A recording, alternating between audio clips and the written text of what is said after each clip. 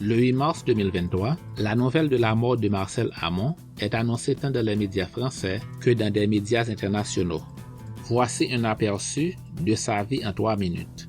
Qui était Marcel Amont? Son nom de naissance est Marcel Jean-Pierre Balthazar Miramont. Il était un chanteur français. Il était né le 1er avril 1929 à Bordeaux, France, de Modeste Miramont et de Romélie Lamazou, qui étaient des bergers. Plus tard, son père était devenu un employé des chemins de fer et sa mère une infirmière. Quel est le bilan de sa carrière?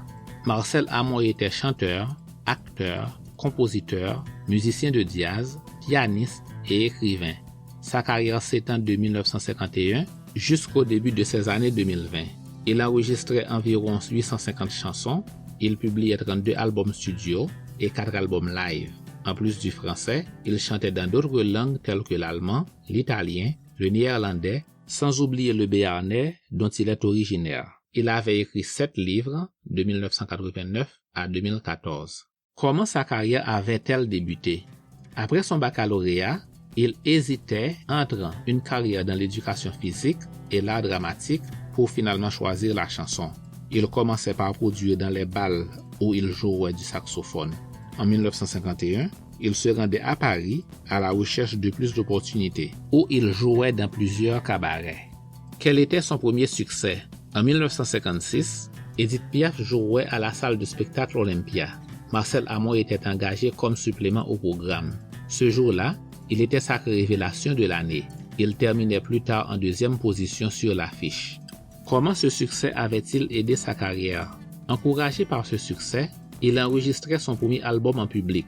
Au cours de la même année de 1956, il avait fait ses débuts dans le cinéma où il jouait dans le film La mariée est trop belle avec l'actrice Brigitte Bardot. Quels sont quelques-uns des points marquants de sa carrière? En 1962, il donnait son premier récital à guichet fermé pendant 3 mois et demi dans la salle Music Hall Bobino. Dans la même année, Charles Aznavour lui signait Le Mexicain, qui était classé en premier dans les ventes pendant plusieurs semaines. En 1970, à l'Olympia, il donnait un spectacle en compagnie de danseuses, de choristes et de cascadeurs, où certaines mises en scène étaient projetées sur des écrans géants. C'était tellement réussi que le spectacle était prolongé de 100 jours. Dans les années 1980, il produisait en tournée dans le monde entier. Parmi les pays visités furent l'Italie, la Russie, le Japon et les États-Unis. Il était père de 4 enfants issus de 2 mariages. Merci d'avoir suivi ce titre.